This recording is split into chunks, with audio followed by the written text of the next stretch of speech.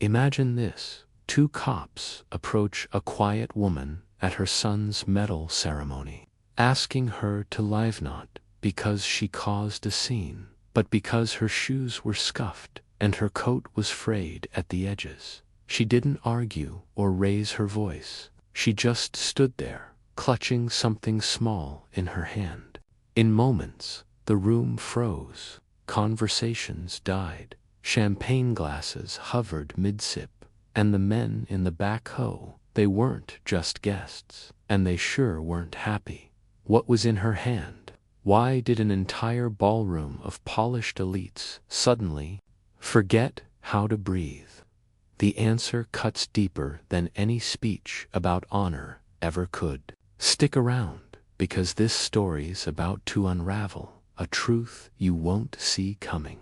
Which city in the United States are you watching from? Drop a comment and share with us if you've had any confrontation with the HOA. We'll narrate your story on our channel. The Riverside Convention Center's grand ballroom hummed with the clink of crystal and the murmur of high society.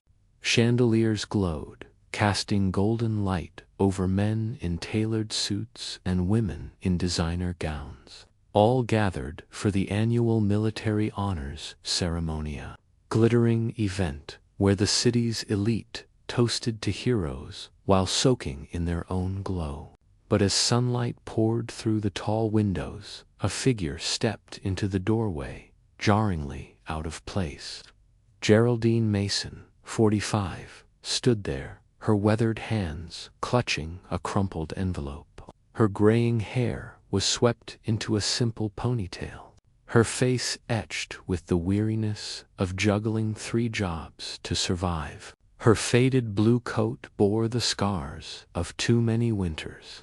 Her worn shoes carried miles of struggle, and in her trembling fingers she held a small photograph of a young man in uniform, his smile radiant and unbroken, hopeful. The contrast between her humble appearance and the opulent surroundings was stark, drawing stares and whispered comments from the well-dressed crowd. "Excuse me, ma'am, but I think you're in the wrong place," came a stern voice from behind her. Officer Kane, a young policeman hired for security, approached with his partner, Officer Brooks, close behind.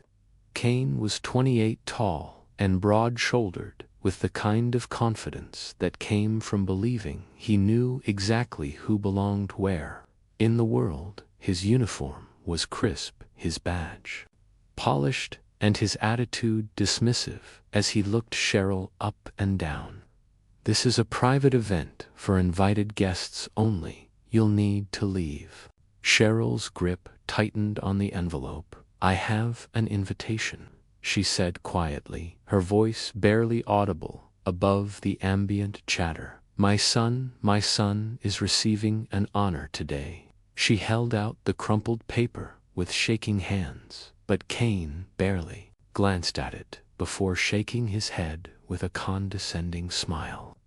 "Ma'am, I'm sure you think you do, but this doesn't look legitimate," Kane said, his voice carrying the authority of someone used to being obeyed without question. "These ceremonies are for military families, and frankly, you don't look like you belong here. I'm going to have to ask you to leave peacefully." His partner Brooks nodded in agreement, positioning himself to block any potential escape route.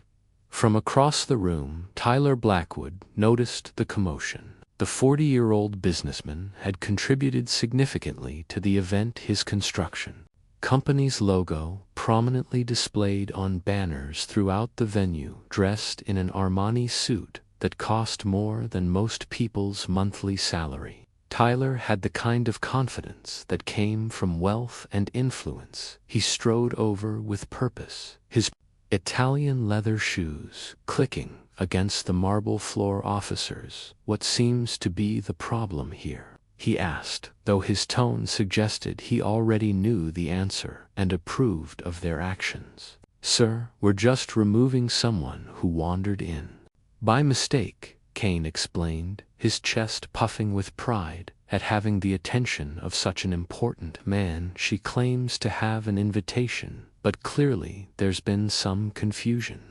Tyler's eyes swept over. Tyler said, his voice carrying the weight of someone accustomed to making decisions that others followed without question. Well, we can't have just anyone disrupting such an important ceremony.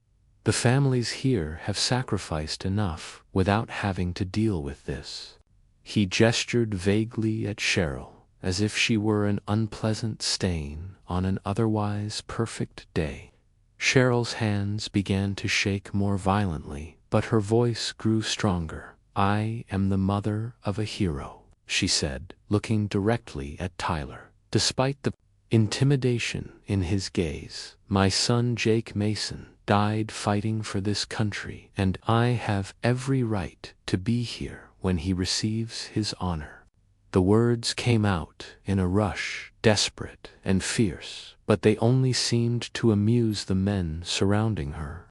Kane let out a short laugh, the sound sharp and cruel in the elegant space. "Lady, I think you've been watching too many movies. Military families don't look like you." He reached for the envelope in her hands, his patience clearly at an end. "Let me see this so-called invitation." Before Cheryl could protest, Kane snatched the paper from her grasp without even opening it. He tore it in half, the sound of ripping paper cutting through the ambient noise like a gunshot. The pieces fluttered to the floor, and with them seemed to fall the last of Cheryl's composure. She dropped to her knees, scrambling to collect the torn fragments while tears began to stream down her weathered cheeks. "Please," she whispered, her voice breaking as she tried to piece together the destroyed invitation. "That was all I had left of him. Please, you don't understand." But Kane wasn't finished with his display of authority. He pulled the photograph from her other hand and held it up mockingly. "This your son?" he asked, his voice dripping with sarcasm. "Looks like every other soldier to me. Probably picked this up at a thrift store without warning." He dropped the photograph and brought his polished. The sound was like a physical blow to Cheryl, who let out a sob of anguish that seemed to come from the depths of her soul. The crowd around them had grown drawn by the spectacle, but maintaining their distance, as if poverty might be contagious. Some looked uncomfortable, but none stepped forward to intervene. This was Tyler's event, and he was clearly in control of the situation. "That's enough," he said, his voice carrying the finality of a judge's gavel. "Remove her from the premises immediately." Hayne reached down and grabbed Cheryl's arm, preparing to physically escort her from the building. But as his hand made contact with her shoulder, something shifted in the atmosphere of the room. From the back row of chairs, where 8 men in dark suits had been sitting quietly throughout the ceremony, came the sound of chairs being pushed back and purposeful, creating a presence that seemed to fill the entire space. "I suggest you take your hands off her," came a voice from the back, cold and steady as winter steel. The words carried across the room with military precision, and for the first time since the confrontation began, Kane's confidence wavered. His hand froze on Cheryl's shoulder as he turned to see who had spoken, but the speaker was already moving forward, followed by 7 others, whose bearing and demeanor suggested they were not men to be trifled with. Captain Reed stepped forward from the back row, his presence immediately commanding the attention of everyone in the room. At 52, he carried himself with the bearing of a man through blood and sacrifice, rather than inheritance or business success. His dress uniform was impeccable, the rows of ribbons and medals on his chest telling a story of service that spoke louder than any words. his gray eyes sharp and assessing, fixed on Officer Kane with the kind of intensity that made grown men reconsider their choices. I said, "Take your hands off her." Captain Reed repeated, his voice carrying the unmistakable tone of command that had been honed over decades of military service. The 7 men who had risen with him remained at their seats, but their posture suggested they were ready to move at a moment's notice. Each wore a similar dark suit, and though they appeared to be guests at the ceremony, there was something in their bearing that suggested they were much more than simple attendees. Kane's hand dropped from Cheryl's shoulder, as if he'd been burned. "Sir, I don't know who you think you are, but I'm doing my job here." Before Kane could finish his protest, Captain Reed cut him off with military precision. "Mrs. Mason has more right to be here than anyone else in this room," Captain Reed replied, his words cutting through Kane's protestations like a blade. He moved to stand beside Cheryl, who was still on her knees trying to gather the pieces of her torn invitation, her hands shaking with a mixture of grief and rage. Tyler Blackwood stepped forward, his face flushed with anger at having his authority challenged. "Captain Reed, I presume. I'm Tyler Blackwood, the primary sponsor of this event. I appreciate your service, but I can't have someone disrupting the dignity of this ceremony." His tone carried the weight of someone used to having his financial contributions by him influence. The crowd murmured with surprise, some beginning to shift uncomfortably as they realized they might have witnessed something far more serious than a simple security issue. Tyler's confidence began to crack as he processed the implications of Captain Reed's words. "That's impossible," he said, but his voice lacked its earlier certainty. "Jake Mason." Cheryl's voice suddenly rang out across the room, clear and strong. Despite her tears, she struggled to her feet, clutching the broken name. "Is Jake Mason, and he died serving this country." The name seemed to hang in the air, and several guests exchanged glances of recognition. Some pulled out phones, sensing that they were witnessing something significant. Captain Reed placed a protective hand on Cheryl's shoulder, his gesture both comforting and clearly territorial. Mrs. Mason was specifically invited to witness her son receive the honor.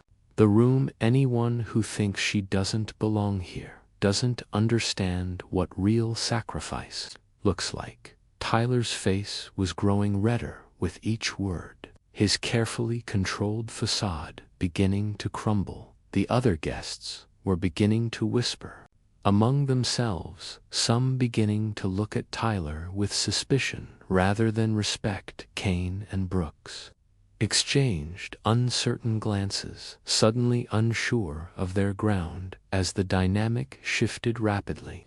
"Prepare for a special honor ceremony," Captain Reed said, turning to address the event staff who had been watching the confrontation with growing concern. His voice carried the authority of someone who expected to be obeyed without question, and the staff members found themselves nodding. "Automatically, we'll need the full honor guard formation immediately." Tyler's face went pale as he began to understand that Captain Reed wasn't just making empty threats. The atmosphere in the room had shifted completely from celebratory to tense. "With anticipation, you can't be serious," Tyler said, his voice now containing a note of desperation. "I've invested thousands of dollars in this event." Captain Reed's expression hardened, and when he spoke, his voice carried the weight of absolute certainty. "Mr. Blackwood, I suggest you take your seat and prepare to learn something about real honor, because what you're about to witness will change everything. You think you know about sacrifice and service." He gestured to the 7 men who had been waiting in the back row, and they began to move forward with purposeful strides, creating an atmosphere of impending revelation that left Tyler staring in growing horror as he realized the situation was spiraling completely out of his control. The silence in the room was deafening. As Captain Reed's words hung in the air, Tyler remained uncertain, their earlier confidence completely shattered. The other guests had formed a loose circle around the confrontation, their expensive champagne forgotten as they witnessed something that was clearly much more significant than a simple security incident. Captain Reed's expression. But the entire gathering, ladies and gentlemen, the young man whose mother you've just witnessed being humiliated. His voice carried the weight of someone who had delivered too many notifications to too many families, and the room instinctively hushed to hear what he had to say. Jake Mason died 6 months ago in Afghanistan. Captain Reed began his words, precise and measured. He was 24 years old, a sergeant in the United States Army, and he gave his life in service to this country. His mother, Mrs. Sherrill, recognition he earned through his ultimate sacrifice. The words hit the room like physical blows, and several gasped audibly. Tyler's face contorted with disbelief. That's impossible. You're telling me that this woman is the mother of some soldier? Cheryl's eyes flashed with a fire that had been building throughout the entire. She asked, her voice growing stronger with each word. You think sacrifice is measured by the size of your bank account? 3 jobs to put my son through school. Cheryl continued, her voice now carrying across the entire ballroom. I sold my house so he could have the uniform he needed. I gave up everything so he could serve his country with honor. The raw emotion in her voice created a palpable tension that seemed to electrify the air. Several guests exchanged uncomfortable glances, beginning to realize they had witnessed something shameful. My son Jake Mason died serving this country. Cheryl's voice rang out with such power that it seemed to shake the crystal chandeliers above them. The declaration hung in the air like a physical presence, and suddenly the atmosphere in the room began to shift in a way that no one had expected. From the third row, an elderly woman wearing a military service jacket slowly rose to her feet. Her gray hair was pulled back in a neat bun, and her posture carried the dignity of someone who had lived through decades of military life. I am the mother of a veteran, she said, her voice carrying clearly across the hushed ballroom. If what you've just said is true, then I apologize for not standing up sooner. Her words created a ripple effect throughout the crowd, and other guests began to look around uncertainly. A black man in his 50s, seated in the row beside her, leaned forward and whispered, but his words were audible to those nearby. I was stationed in Kandahar. The name Jake Mason, I remember now. His recognition sparked something in the room, and several other guests began pulling out their phones, some discreetly searching for information, others looking as if they were beginning to recall something important. A young couple near the back of the room stepped backward, clearly uncomfortable with the unfolding drama, but the woman gripped her husband's arm tightly. He's real, she whispered, her voice carrying in the sudden quiet. This isn't some scam. Look at her face. Look at those Marines. The ripple of understanding began to spread through the crowd like a wave. Cheryl was no longer standing alone. This subtle shift in the room's energy was palpable as people began to realize they might have witnessed something truly shameful. Tyler opened his mouth to respond, but Captain Reed cut him off with a gesture. He died protecting soldiers who got to come home to their families. She pointed directly at Tyler, her finger trembling with controlled rage. "Jake Mason died, a hero, Mr. Blackwood," Captain Reed said, his voice cutting through the silence like a blade. "He died performing an act of such extraordinary courage that it will be remembered and honored for generations to come." The formal tone of his announcement created an atmosphere. The police officers had backed away, their earlier authority completely evaporated. The other guests were staring at Tyler with a mixture of horror and disgust, finally understanding that they had witnessed something truly shameful, entirely different. But Tyler had made a fatal mistake. His earlier words had been heard not just by the society guests and the overwhelmed police officers, but by the 7 men who had been moving steadily forward from the back row. They had heard every word, every insult, every casual dismissal of a fallen comrade, and their faces showed a cold determination that was far more dangerous than any shouting. "Mr. Blackwood, you have just made the worst mistake of your life," Captain Reed said, his voice dropping to barely above a whisper, which somehow made it more menacing than any shout. "You see those 7 men walking toward us? They're Marines, and Jake Mason saved every one of their lives." The words dropped into the silence like stones into still water, creating ripples of shock that seemed to physically move through the crowd. And Tyler's face went white as he finally understood the true magnitude of what was about to unfold. The 7 Marines formed a semicircle around Captain Reed and Cheryl, their presence transforming the atmosphere of the elegant ballroom into something resembling a military formation.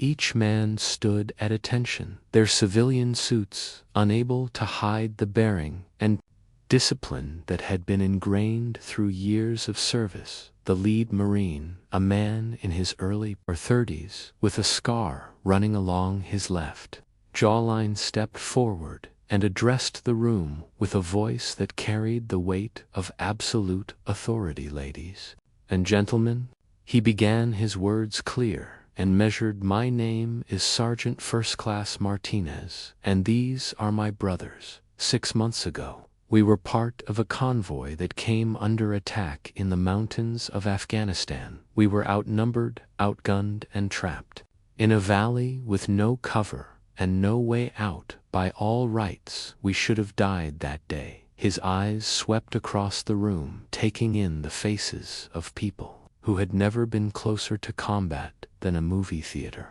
Martinez's voice took on a different quality as he continued, his eyes growing distant as he relived that terrible day.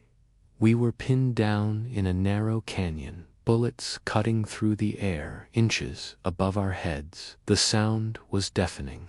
Not just the gunfire, but the sound of rock chips flying, metal striking stone, and the desperate breathing of 12 men who knew they were about to die." The room was so quiet that his words seemed to echo off the walls, creating a visceral sense at the battlefield that made several guests unconsciously lean forward. "Each of us was making our last phone calls home," Martinez continued, his voice becoming more intense, "saying goodbye to wives, children, parents. But Jake was silent. He just sat there checking his EM4 rifle." His jaw said in this determined way that we all knew meant he was thinking. Then, suddenly, without warning, he looked up at all of us and said, "I'm going to draw their fire. You guys get ready to move when I do."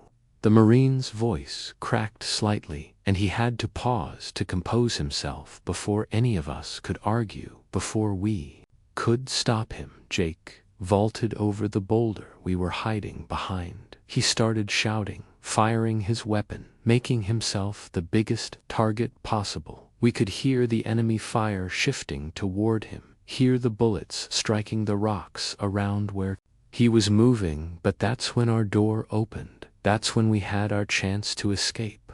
Martinez's hands were shaking as he spoke, and the emotional weight of his testimony seemed to fill the entire room with a sense of sacred witness. Captain Reed stepped forward, his dress uniform catching the light from the crystal chandeliers. "What Sergeant Martinez is telling you is that Jake Mason single-handedly saved 12 lives. That day he could have stayed in cover, could have waited for backup, could have made the safe choice. Instead, he chose to run into enemy fire, drawing their attention away from his trapped comrades and giving them the chance to escape." The room was so quiet that the only sound was the soft hum of the air conditioning system.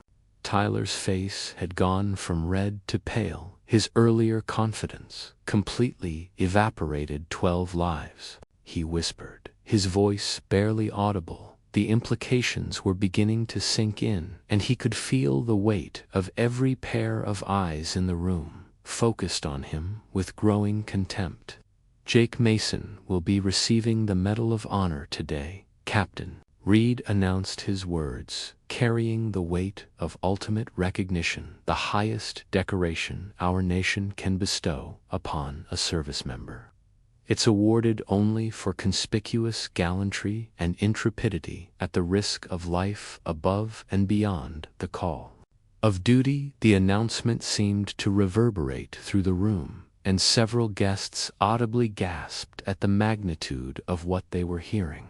One of the younger Marines stepped forward, his voice thick with emotion. "Ma'am, your son saved my life.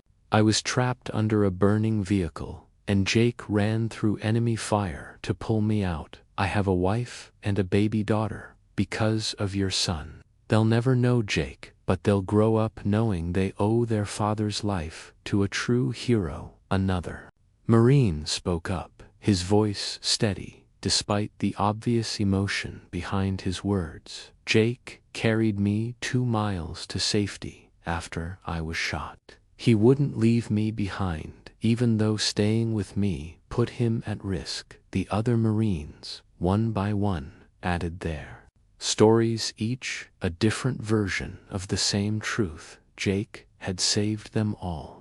The accumulated weight of their testimonies created an atmosphere of reverence that seemed to sanctify the entire room.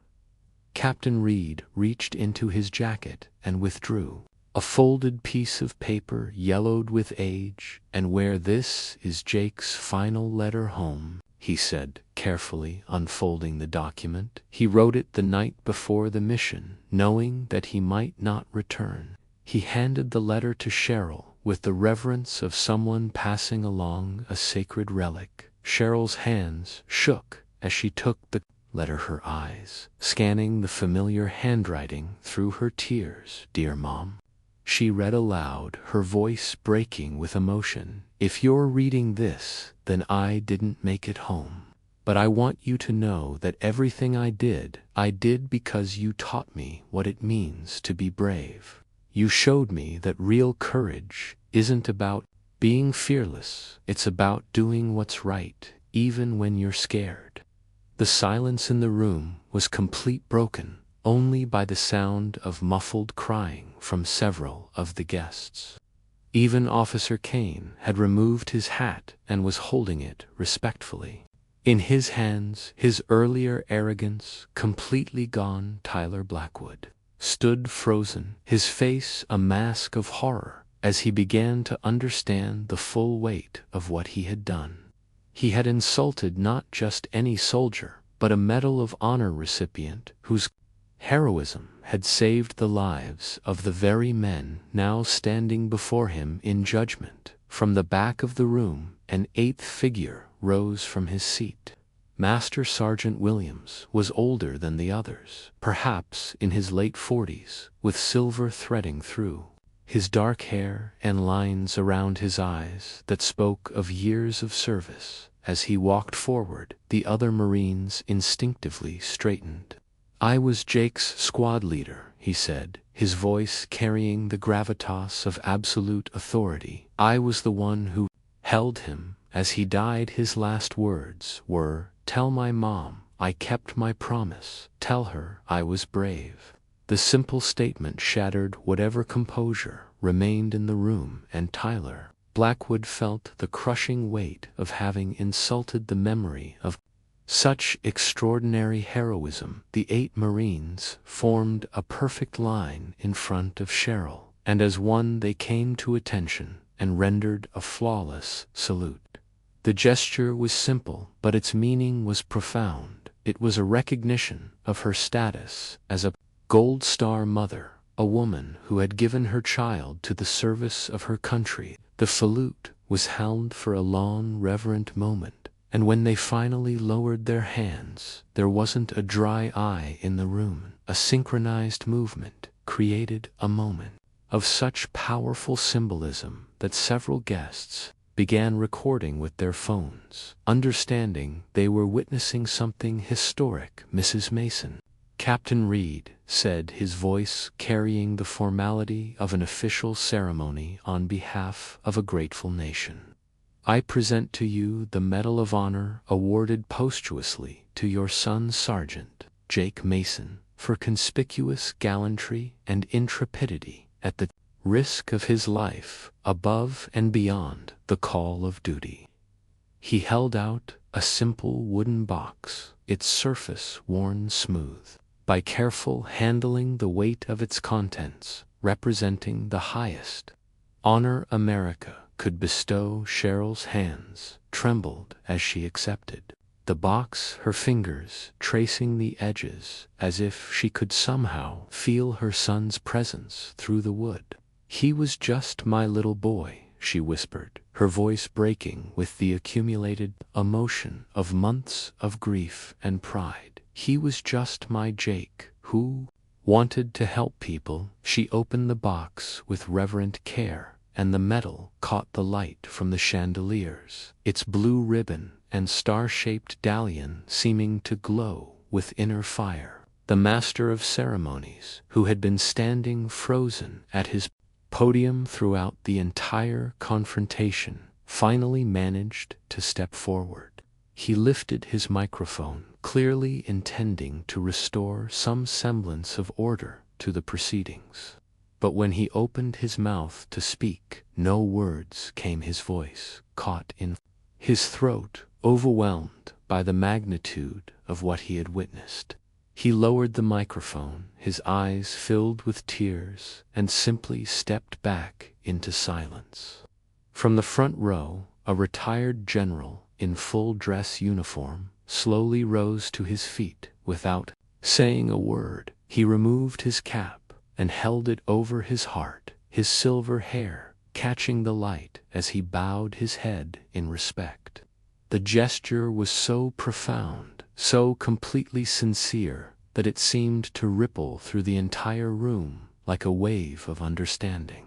A small girl, perhaps 6 years old, tugged at her mother's sleeve and whispered loudly enough for those nearby to hear, "Mommy, I want to meet Mr. Jake." Her innocent words broke through the formal solemnity of the moment, reminding everyone present that heroism lived on in the hearts of the next generation. As if moved by a single spirit, the entire auditorium began to rise. No one gave an order. No one made an announcement, but person after person stood up, creating a wave of respect that moved from the front of the room to the back. The applause that followed was different from any social gathering.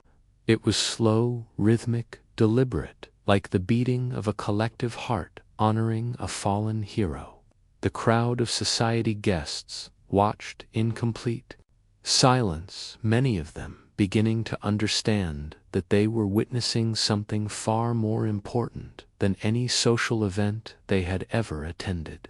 This wasn't about charity donations or social status. This was about the recognition of genuine heroism, the kind that came with the ultimate price. The transformation in the room was palpable, as people who had arrived expecting a routine ceremony found themselves face to face with the reality of sacrifice and service. Tyler Blackwood felt the weight of his earlier words crushing down on him like a physical force. He had called Jake Mason a nobody, a faceless soldier, someone who had gotten himself killed through carelessness. Now he was faced with the reality that Jake Mason had been everything Tyler pretended to be: a man who had made a real difference in the world, who had given his life for something greater than himself, who had earned the respect and gratitude of everyone who knew his story. As Cheryl held the Medal of Honor against her heart, the 8 Marines maintained their formation around her, creating a protective circle that spoke to their continued loyalty to their fallen brother. They had come to this ceremony not as guests but as guardians, ensuring that Jake Mason's mother received the honor and respect she deserved. Their presence transformed the elegant ballroom into something resembling a sacred space where the highest values of service and sacrifice were being recognized and celebrated. The atmosphere had changed completely from the beginning of the day. What had started as Tyler's carefully orchestrated social event had become something far more meaningful, a true ceremony of honor that would be remembered by everyone present for the rest of their lives. The crystal chandeliers that had once illuminated shallow conversations and social networking now cast their light on genuine emotion, real heroism, and the kind of recognition that money could never buy. Master Sergeant Williams stepped forward one final time, his weathered features reflecting decades of service and the weight of having lost too many good soldiers. "Ma'am, your son didn't just save our lives that day. He saved our families, our futures, our children, who will grow up with fathers because of his sacrifice. We are all here today not just to honor Jake, but to honor you, the woman who raised a hero." The 8 Marines came to attention one final time, their salute creating a moment of perfect military precision in the elegant civilian setting. As they held their salute, every person in the room understood that they were witnessing something that transcended social class, political affiliation, or personal background.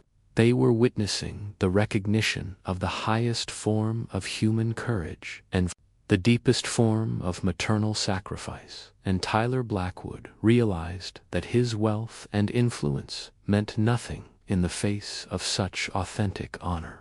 The silence in the ballroom was broken by the sound of Tyler Blackwood's ragged breathing. He stood at the edge of the circle of Marines, his face pale and his hands trembling as the full weight of his actions crashed down upon him. The man who had entered the room as its most important benefactor now found himself facing the judgment of 8 warriors who had witnessed his casual cruelty toward a Gold Star mother. Master Sergeant Williams turned to face Tyler directly, his expression cold and unforgiving.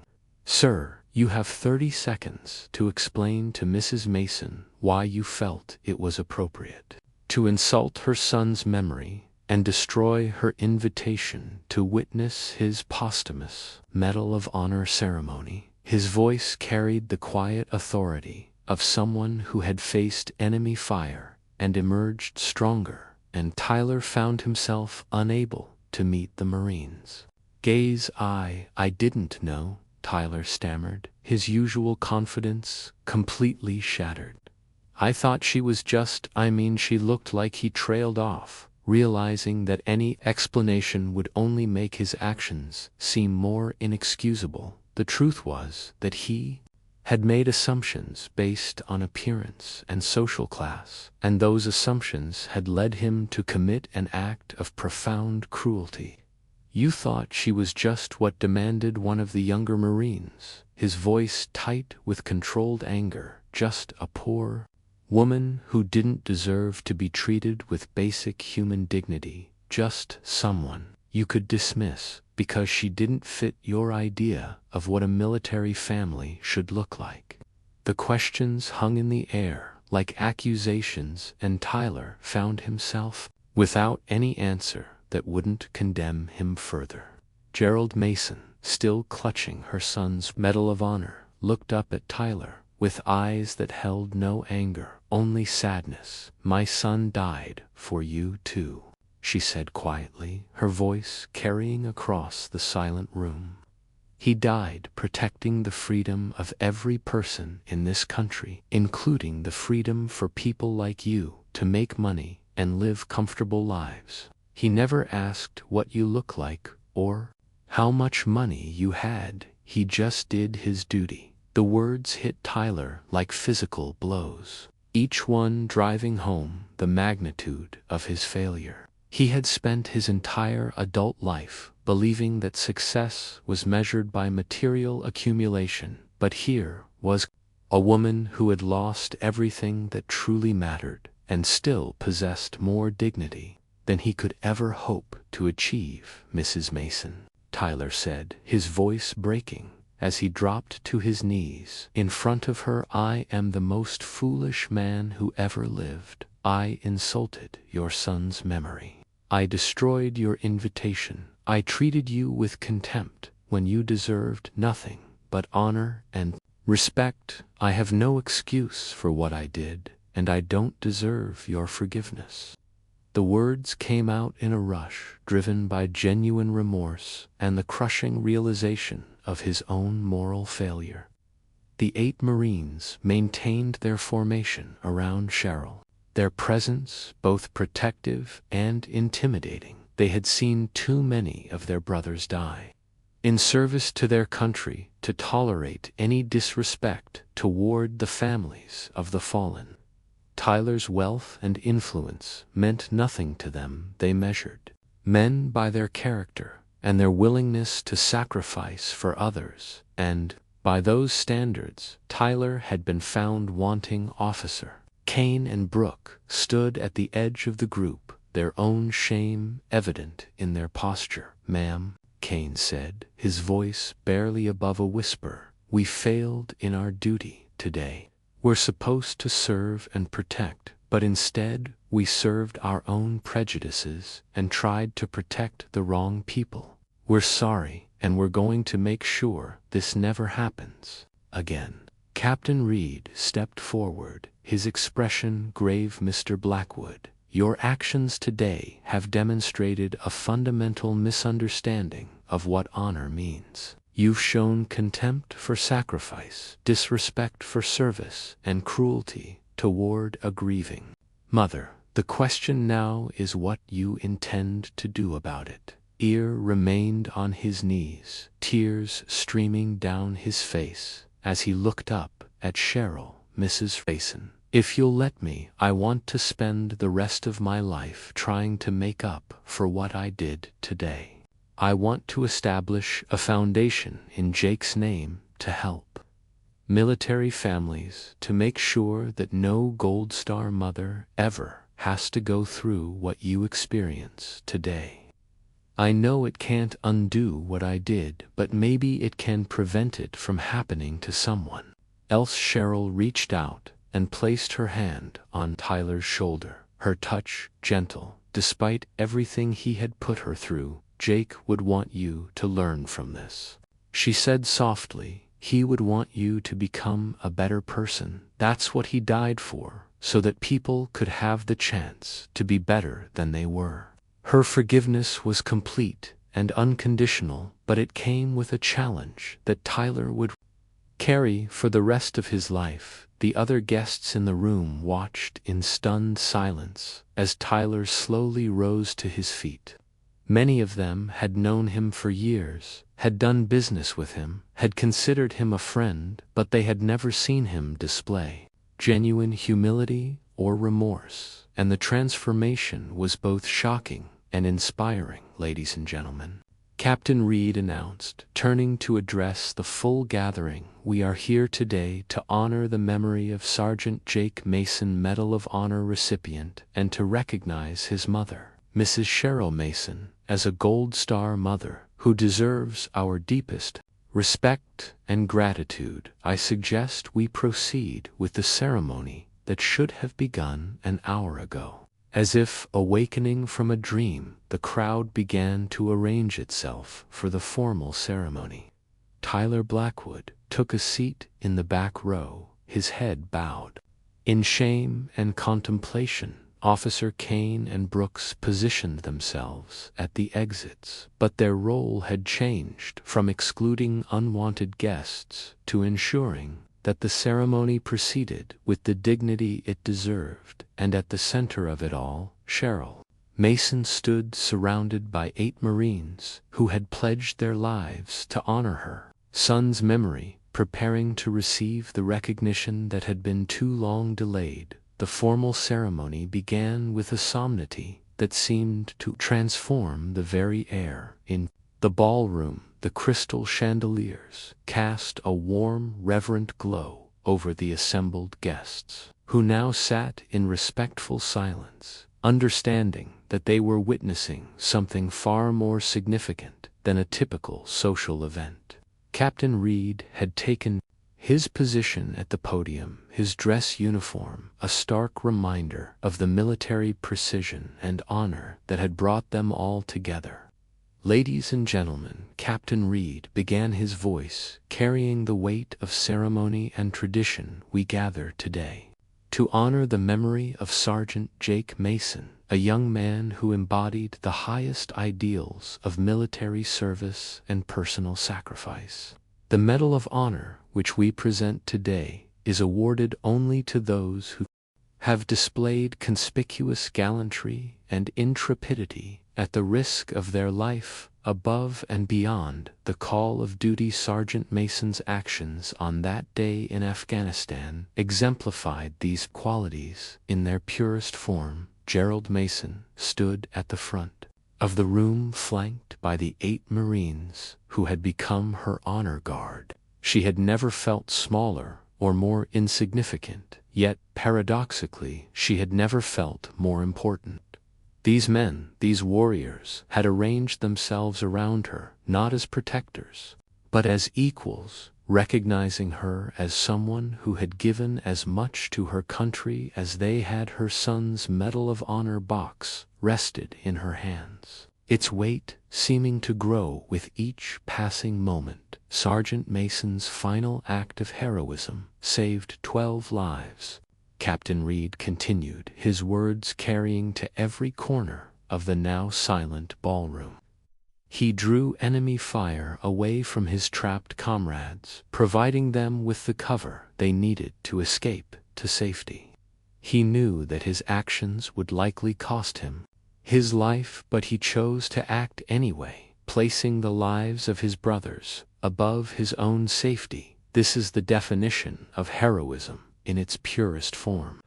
Master Sergeant William stepped forward, his weathered features reflecting decades of service and sacrifice. "Ma'am," he said, addressing Cheryl directly, "your son's courage didn't begin on that battlefield in Afghanistan. It began with the values you instilled in him, the strength you gave him, and the example you set. Through your own sacrifices. You worked multiple jobs to support his education. You sold your home to help fund his military service, and you did it all without complaint or expectation of recognition. You are as much a hero as your son was." The 8 Marines came to attention simultaneously, their movements so synchronized it seemed choreographed. As one, they rendered a perfect salute, holding it for a long, reverent moment before slowly lowering their hands. The gesture was simple, but its meaning was profound. It was a recognition of Cheryl's status as a Gold Star mother, a woman who had given her child to the service of her country. "Mrs. Mason," Captain Reed said, opening a larger presentation case, On behalf of the President of the United States Army, and a grateful nation, I present to you the Medal of Honor, awarded posthumously to your son, Sergeant Jake Mason." He lifted the medal from its case, the blue ribbon and star-shaped medallion catching the light from the chandeliers, and placed it carefully around Cheryl's neck. The weight of the medal seemed to anchor Cheryl to the moment, making everything real in a way that her son's death had never quite been. She pressed the medal against her heart, and for a moment she could almost feel Jake's presence beside her, his young face bright with the smile she remembered from his childhood. "Jake," she whispered, her voice barely audible, "I'm so proud of you, my brave boy." The entire room rose to its feet, applauding with a reverence that transcended mere appreciation. These were people who had come to a social event expecting to see a ceremonial presentation, but instead they had witnessed something that would change them forever. They had seen real heroism, honored real sacrifice, recognized, and real dignity restored to someone who had been wrong. Tyler Blackwood remained seated in the back row, his head still bowed in shame and contemplation. The applause washed over him like a wave, but he felt separate from it, unworthy to participate in the recognition of heroism after his own display of cowardice and cruelty. But as the applause died down, he felt a hand on his shoulder and looked up to see Cheryl Mason standing beside him. "Mr. Blackwood," she said quietly, her voice carrying only kindness, "Jake died so that people could have the chance to be better tomorrow than they were today. Don't waste that chance." She turned and began walking toward the exit, the 8 Marines falling into formation around her, creating an honor guard that would escort her from the building. As Cheryl moved through the crowd, every person she passed stepped aside, respectfully creating a path for her passage. The same people who had watched her being humiliated just hours earlier now recognized her for what she truly was, a woman who had given everything to her country and asked for nothing in return except the chance to honor her son's memory. The ballroom doors opened and Cheryl stepped out into the afternoon sunlight, still wearing her son's Medal of Honor. The 8 Marines followed her, their formation perfect and their purpose clear. They would ensure that she reached her destination safely, and they would carry Jake Mason's memory with them for the rest of their lives. 1 year later, Cheryl Mason stood at a different podium in a very different setting.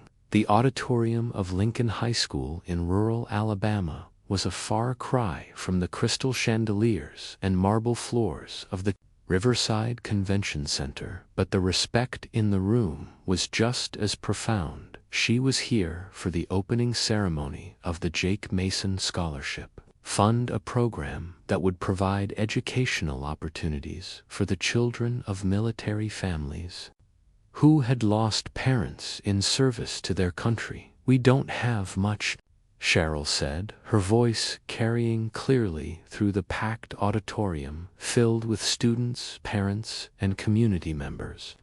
"But I have my son's promise, and now that promise will help other children take their next steps forward." The audience erupted in applause as Cheryl carefully lifted Jake's Medal of Honor from around her neck and placed it in a specially designed display case that would be permanently mounted in the school's main hallway. Standing beside her was a 14-year-old boy named Marcus, the son of one of the Marines that Jake had saved. Marcus had been chosen as the first recipient of the scholarship, and his presence created a living connection between Jake's sacrifice and the future it had made possible. "Your son didn't just save my dad," Marcus said, his young voice steady. "Despite the magnitude of the moment, he saved our whole family. Now I get to go to college because of him."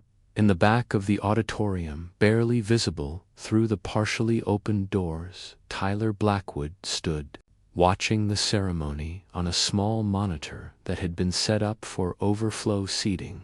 He didn't speak, didn't make his presence known, but simply observed as the woman he had once scorned continued to transform her grief into something that would benefit others for generations to come. In his hand was another check already signed that would fund the scholarship program for the next academic year. His transformation was ongoing, measured not in grand gestures, but in quiet, consistent acts of support that honored the memory of a hero he had once dismissed. 6 months later, the Jake Mason Foundation had been established with Tyler Blackwood's fortune as its primary funding source. The foundation provided support for military families, education assistance for the children of fallen soldiers, and housing assistance for Gold Star mothers. Tyler himself had become a different man, his perspective permanently altered by his encounter with genuine heroism and sacrifice. Officer Kane and Brooks had both requested transfers to community policing positions where they worked to build bridges between law enforcement and the communities they served. They carried with them the memory of their failure on that day, using it as a reminder to treat every person they encountered with dignity and respect. And Cheryl Mason had become a speaker at military events across the country, sharing Jake's story and reminding audiences that heroism comes in many forms, that sacrifice is often invisible, and that the greatest honors in life are earned through service to others rather than service to oneself. The Medal of Honor that hung around her neck was more than a decoration. It was a symbol of the love between a mother and her son, a testament to the courage that ordinary people can display in extraordinary circumstances, and a reminder that real wealth is measured not in dollars, but in the lives we touch and the differences we make. Sometimes the strongest people hide behind the most humble appearances, and sometimes the greatest heroes come from the most ordinary families. Cheryl Mason had proven that a mother's love could nurture heroism, and that heroism once born lives forever in the hearts of those who remember and honor it. Share your thoughts about the heroes in your own life in the comments below. Who are the unsung heroes